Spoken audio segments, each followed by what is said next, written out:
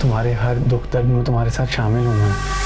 अगर मेरे साथ होते तो आंटी का हाथ इस वक्त मेरे सर पे होता शामिल। उनकी इज्जत की इतनी परवाह है तुम्हें, तो मुझे भी तो अपने रिश्ते और अपनी इज्जत बचानी है ना। खाला के साथ अपने रिश्ते की जिद में आप अपने बेटे के साथ रिश्ता खराब करिए, इस चीज का एहसास है आपको?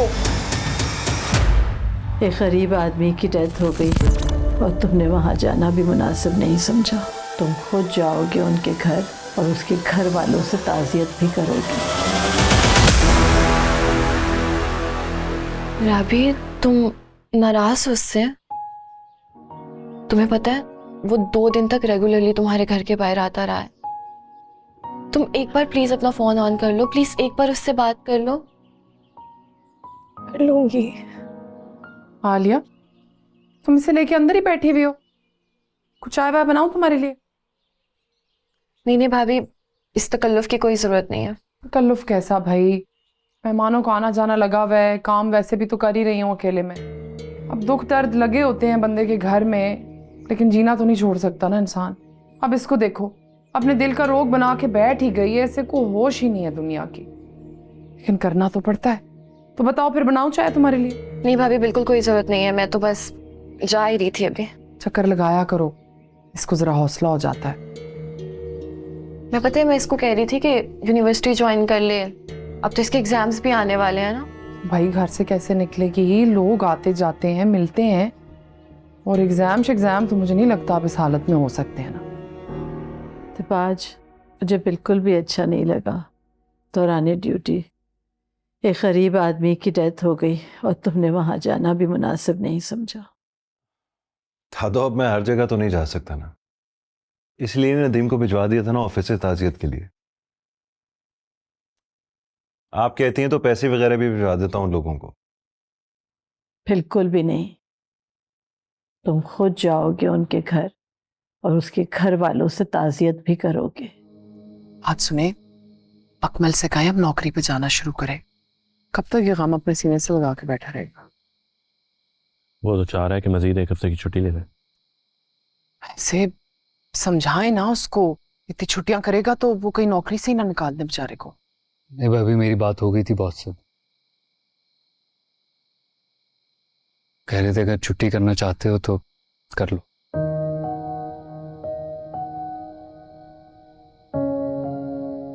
हाँ लेकिन अकमल, ऐसे तो नहीं जिंदगी गुजरेगी ना। नौकरी पे जाओगे, जरा बाहर निकलोगे तो दिल लगा रहेगा ना। हाँ यार, जॉब पे जाना शुरू करोगे तो रूटीन बन ही जाएगी। अजमल भी तो जाने लगे हैं, तुम भी जाओ, थोड़ा इस गम को भूल सकोगे तुम ना। मैं कल से यूनिवर्सिटी जाना चाहती हूँ। ठीक है, वैसे भी काफी हर्ज हो रहा है तुम्हारी पढ़ाई का, तो चली जाना। कौन सा हर्ज, कैसा हर्ज? घर पे बैठो भाई, मेहमानों का आना जाना लगा हुआ है, उनके साथ बैठना पड़ता है। मेरा आगे यूनिवर्सिटी ना जाने की वजह से बहुत नुकसान हो गया है। तो हमने थोड़ी किया नुकसान रुबाब, अल्लाह की तरफ से मुश्किल आई है तो हम सब भी तो उसका सामना कर रहे हैं ना। और वैसे भी मुझे अम्मी की तरफ जाना है 2 हफ्ते के लिए। विकी बड़ा परेशान हो रहा है, जिद भी कर रहा है, तो किचन संभाल लेना, फिर मैं आ जाऊंगी तो यूनिवर्सिटी चली जाना। 2 हफ्ते बहुत ज्यादा है, मैं यूनिवर्सिटी से ऑफ नहीं ले सकती इतने दिन। तो काम करना पड़ गया तो 2 हफ्ते बहुत ज्यादा हो गए तुम्हारे लिए। ठीक है रुबीना, हो आना, कुछ दिन रह लेना, जब ये आ जाए। कुछ दिन नहीं, 2 हफ्ते की छुट्टी है विक्की की स्कूल से। पहले तो मैं अब्बा जी की वजह से नाम नहीं ले रही थी कि मैं चली जाऊंगी तो कौन उनको नाश्ता पानी पूछेगा, लेकिन अब मुझे 2 हफ्ते की छुट्टी चाहिए बस। अच्छा ठीक है, कर लेंगे बात इस पे। अकमल कहाँ है? कब्रिस्तान गया हुआ है वो तो।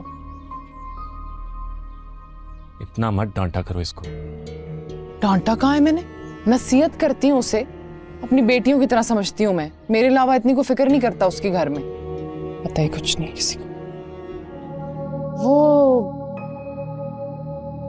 शमीर के घर से कोई नहीं आया था अप्पा जी की फौतगी पे? शामिर आया था।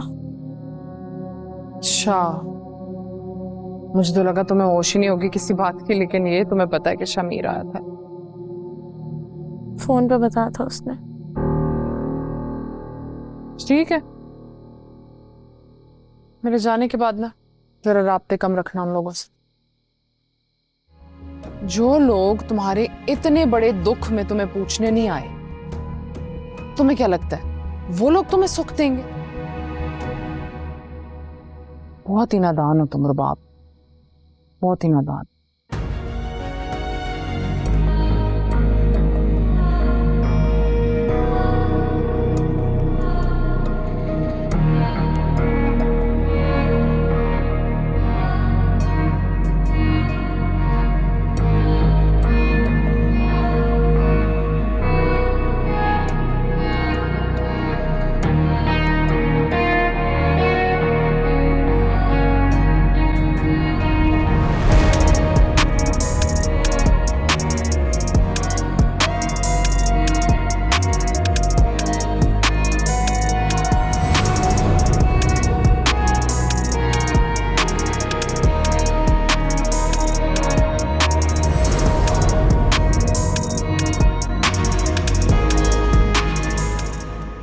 आप यहाँ कैसे?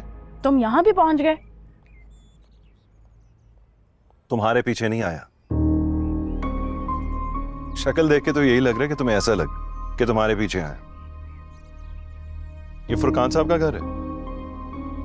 जी, आप क्या लगती हैं उनकी? बेटी हूँ उनकी। Oh, I am sorry. Actually Furqan साहब मेरे पास ही जॉब करते थे। ये मेरा कार्ड।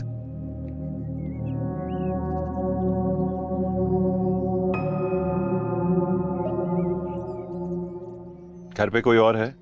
आप तो शायद अंदर आने का नहीं कहेंगी। घर पे कोई नहीं है। भाई आएंगे तो मैं उन्हें कहूंगी आपसे बात कर लें। कब तक आएंगे? मैं दोबारा आ जाऊं। शाम में। ये कार्ड पे मेरा नंबर है, मुझे कॉल करके बता देना, मैं फिर आ जाऊं। ठीक है। सुने, आई एम वेरी सॉरी, बहुत अफसोस हुआ मुझे। अल्लाह उनकी मग़फ़िरत करे। आमीन।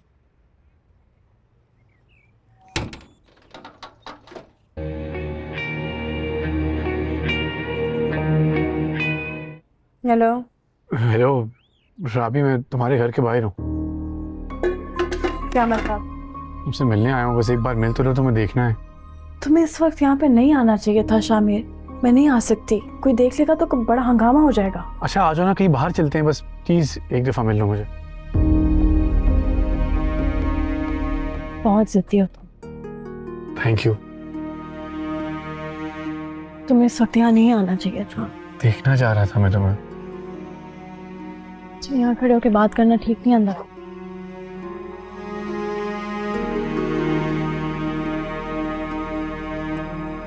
नाराज हूँ।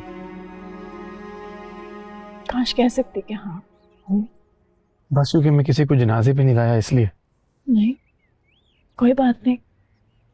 मेरे बाप की मौत इतनी अहम नहीं थी ना। ऐसी बात नहीं है राबी, तुम्हारे हर दुख दर्द में तुम्हारे साथ शामिल हूँ मैं। अगर मेरे साथ होते तो आंटी का हाथ इस वक्त मेरे सर पे होता शामिल। कि बहन की तबीयत खराब है, वो नौशेरा गई हुई है और फोन भी नहीं कर सकती थी। इतने दिनों से तुम्हारा फोन ऑफ है राबी। प्रॉमिस, जब वो आएंगी मैं तुमसे मिलने के लिए ले आऊंगा। तुम्हें अभी यहाँ से जाना चाहिए शामिल। तुमने भी तो मुझे कुछ कहना था। मुझे लगता है अब्बा जी बिल्कुल सही कहते थे। उनकी सारी बातें सच होती नजर आ रही है मुझे इस वक्त। कौन सी बात? वो कहते थे राबी किसी बहरूपिया की बातों में ना आनी। मैं बहरूपिया नहीं हूँ राबी, दिल से प्यार करता हूँ मैं तुम्हें। मेरे घर वालों के सामने प्रूव करो। तुम्हें शर्मिंदा नहीं करूंगा, मेरा यकीन करो प्लीज। अच्छा प्लीज अभी यहाँ से जाओ, प्लीज प्लीज अभी जाओ।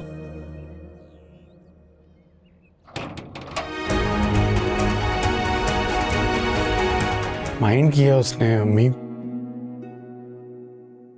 घर वालों ने भी ताने दिए होंगे कि आप मिलने नहीं आई, अफसोस करने नहीं आई। समझदार हुए ना तो समझ जाएंगे कि मैं क्यों नहीं आई। झूठ बोल दिया था मैंने, कहा था खाला बीमार है, अम्मी उनके पास गई नहीं। बहुत कच्चे हो तुम झूठ के। साफ साफ कह देते कि माँ मर गई है इसलिए नहीं आ सकती। ये कैसी बातें कर रही हैं आप? हाँ तो झूठ ही बोलना था ना तुमने, कुछ भी बोल देते। कम से कम एक फोन ही कर लेती। तो बता देना था ना कि माँ जाहिल है। फोन भी नहीं सुन सकती? प्लीज आप मुश्किल को समझने की कोशिश तो करें। समझ गई हूँ मैं तुम्हारी मुश्किल को। आज खाला को बीमार कर दिया, माँ को वहां भेज दिया, कल को कुछ और कर गुजरोगे। जो करना है ना कर गुजरो। आपके बगैर तो मैं कुछ नहीं कर सकता हूँ। तो उससे पूछ लो, हो सकता है उसमें हिम्मत हो कुछ कर गुजरने की। मम्मी आप हाँ ना, उनकी इज्जत की इतनी परवाह है तुम्हें, तो मुझे भी तो अपने रिश्ते और अपनी इज्जत बचानी है ना। खाला के साथ अपने रिश्ते की जिद में आप अपने बेटे के साथ रिश्ता खराब करिए, इस चीज का एहसास है आपको? माजरत चाहता हूँ, आपके शायद निशान जगह नहीं है। अरे नहीं नहीं, माजरत तो मुझे करनी चाहिए। सॉरी, मैं पहले नहीं आ सका। कोई मसला नहीं था, आप अभी भी ना आते तो कोई शिकवा नहीं था। वैसे आपके ऑफिस के लोग आ गए थे जनाजे पर, प्लीज़ तशरीफ रखिए।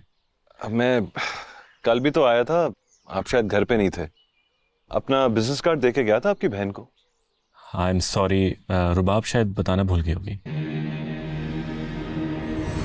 बात कराओ मेरी रुबाब से।